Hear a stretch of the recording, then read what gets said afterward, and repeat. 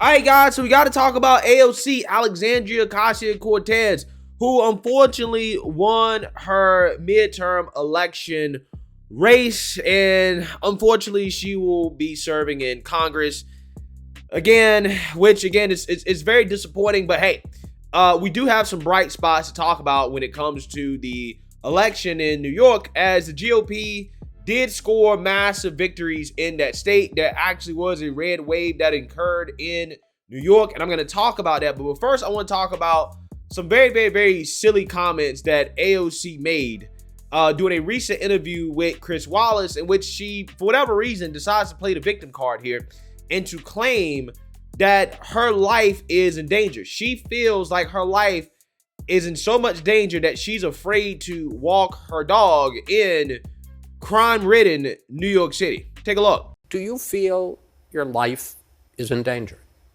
I mean, absolutely. I've felt that my life has been in danger since the moment that I won my primary election in 2018. And it became especially intensified when I was first brought into Congress in 2019. Does it mean as you walk down the street, as you go about your life, that this is something on your mind, that you are looking over your shoulder? Yeah. What does it mean? It means when I wake up in the morning, I hesitate to walk my dog. It means when I come home, I have to ask my fiance to come out to where my car is to walk me just from my car to my front door. It means that there's just, it is a general disposition where you kind of feel like there's almost a static electricity around you, and you're just always just looking around. Your head is just on a swivel. And how do you live with it? And is it worth it? I think the way that I live with it has evolved over time, but I actually believe that it very much shaped my political decisions, because I started to feel, even in 2019, that it was possible that I may not see the end of the year. I really felt that way. And so it impacted how I navigated politically, because I said, I don't know if I have time. So I need to be as robust and urgent as possible to say what I need to say, because I don't want to take the time I have for granted. Guys, I'm so tired of victimhood politics. I am sick and tired of victimhood politics, because this is exactly what this is. AOC's life is not in any more danger than the average Congress member or even the average public figure. Okay, if you are a public figure, your life is probably going to be in more danger than the average person, because you have a higher profile. That is just the reality of being a public figure, whether that's a Hollywood celebrity, a congressperson, some type of local politician. Yeah, your life is going to be in more danger than the average person. However, you don't see people like Lee Zeldin, who, for example, somebody tried to stab him. They attempted to stab him at a campaign event. That never happened to AOC. And I think he had another incident as well, too, that happened on the campaign trail. You don't see people like him coming out here and crying boo-hoo. You know, I'm a victim. I feel like my life is in danger. Nobody does this except AOC and Cori Bush, right? Nobody does this except them. And it's extremely annoying for multiple reasons. Because what she's alluding to here is not the actual real threat on her life statistically. What she's alluding to here is that there's going to be some type of right-wing extremist or a Trump supporter that is going to take her life, okay, or is going to try to harm her. That's what she's really trying to say, okay, without actually really saying it. But again, the problem here is that what she actually should worry about from a statistical perspective is not an attack on her motivated by politics, but probably some random act of violence that has been happening in crime-ridden New York City. That is the real reason that you're not safe. However, AOC doesn't seem to be able to connect the dots. Like, for example, in this interview with The Breakfast Club, she basically alluded to the idea that crime in the subway went up after police presence was increased, essentially trying to say that more police equals more crime. That's what it sounded like. Maybe that's not exactly what she was trying to say, but I'll let you guys be the judge. A lot of people think that crime is up when we actually see that shootings are down, when we see that huge indicators on the most violent crime in New York City is down. Subway crime is up, but let's also note that subway crime is up after they committed so many more officers to the subway system. So that also tells us from a policy perspective, adding more cops to the subway isn't solving this problem. So there are other things that can solve this problem. Yeah, so who knows? Maybe she's trying to say that cops haven't helped lower the crime yet, okay? But regardless, we all know that AOC is not in touch with reality when it comes to crime, just from that little clip there, as she's, again, trying to dismiss crime as an overblown problem. Well, see, you don't really need to worry about it that much. It's not that big of a deal, okay? But hey, just remember, her life is in danger, okay? Remember, AOC's life is in danger. But again, the reality here is that everybody in New York, okay, knows that crime is a problem. I mean, again, let's not forget how CNN and even the mainstream liberal media confronted Kathy Hochul before the election about crime with facts and statistics, and also told them straight up, like, I'm actually scared to be here. Everybody is scared to be here. People think that crime is number one, 28%. And this is according to a Quinnipiac poll. Inflation is 20%. The crime rate has overall is down, but there are issues when it comes to violent crimes. There are issues when it comes to murder. It is they're down in some places in the city, up in many places in the city, and in the state as well. What is it? What are Democrats not getting about crime? Why are Republicans winning on this whole crime issue? That has been the thing that has fueled Lee Zeldin's campaign. Because they're being dishonest about it. They're not having a conversation about real solutions. What we have done is taken 8,000 illegal guns off the streets. We made sure that no 18-year-old can get their hands on an AR-15. We've made sure that our red flag laws are tough and there's background checks, whereas Lee Zeldin has opposed every part of that, even voting against the first significant gun safety legislation. But I'm going to interrupt you then. Here's the problem. We don't feel safe. You might be working closely with Mayor Adams. You may have spent a whole lot of money, but I walk into my pharmacy and everything is on lockdown because of shoplifters. I'm not going in the subway. People don't feel safe in this town. So you may have done these things, but right now we're not feeling good. We're worried we could be San Francisco.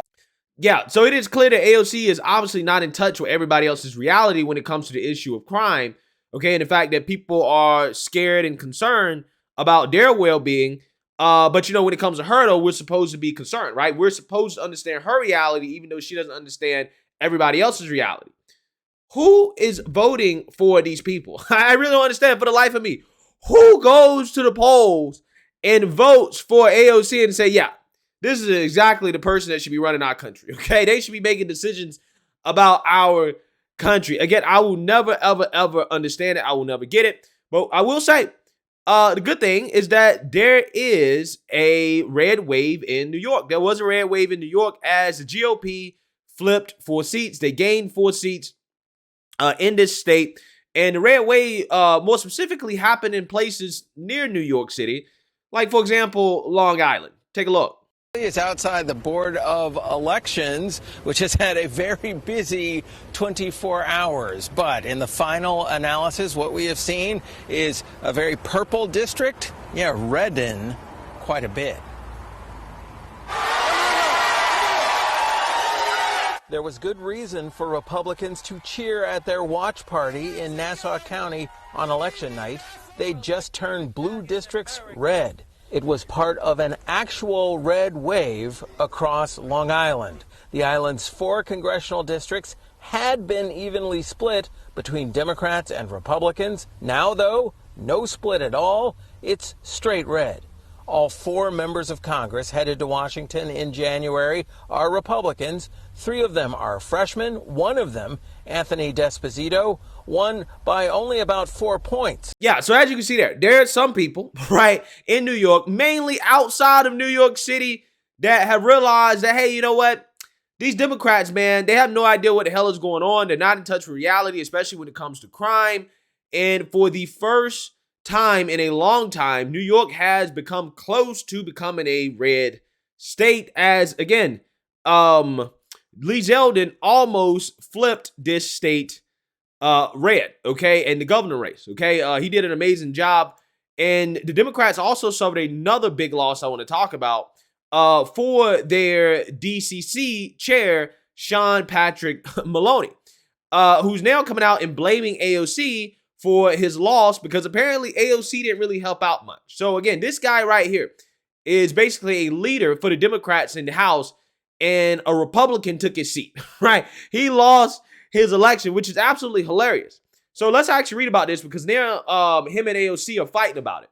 Representative Sean Patrick Maloney blasted Representative Alexandria Ocasio-Cortez for not doing enough to help embattled Democrats keep the House. While the Republican Party has yet to win a majority in either chamber following a lackluster Tuesday, Maloney appeared to believe it is a foregone conclusion. The Democrat Congressional Campaign Committee chair lost his re-election bid to Republican Mike Lawler. Maloney was asked about the midterms by Nicholas Fandos of the New York Times on Thursday during a wide-ranging interview. When discussing Ocasio-Cortez, Maloney pulled few punches. Quote, there's a debate in New York right now about the New York Democratic Party, and Representative Alexandria Ocasio-Cortez and some on the left are arguing its leadership is part of the problem here, Fandos said to the outgoing congressman.